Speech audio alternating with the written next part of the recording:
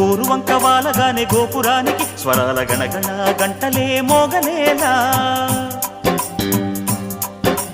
గోపబాలుడొచ్చినాక గోకులానికి పెదాల కిలకిలా పువ్వులే పుట్టలేదా